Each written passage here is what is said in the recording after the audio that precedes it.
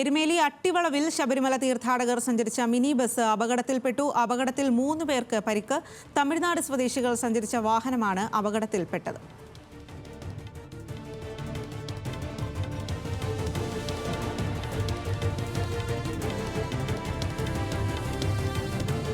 വിവരങ്ങളുമായി പത്തനംതിട്ടയിൽ നിന്നും ഗോകുൽ രമേശാണ് ചേരുന്നത്. ഗോകുൽ, ഈ ഒരു മണ്ഡലകാലം ആരംഭിച്ചതേ ഉള്ളൂ, അപ്പോൾ തന്നെ ഇത്തരത്തിലുള്ള അപകടങ്ങൾ ഉണ്ടാകുകയാണ്. വിവരങ്ങൾ നൽകാം.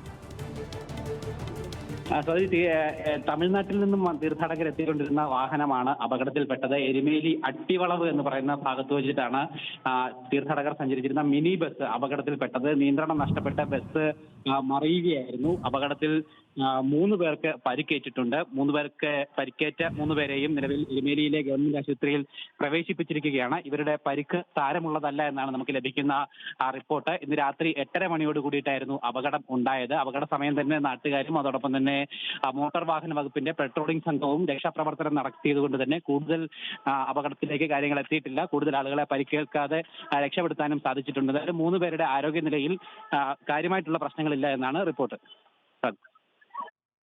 ശരി ഗോകുൽ.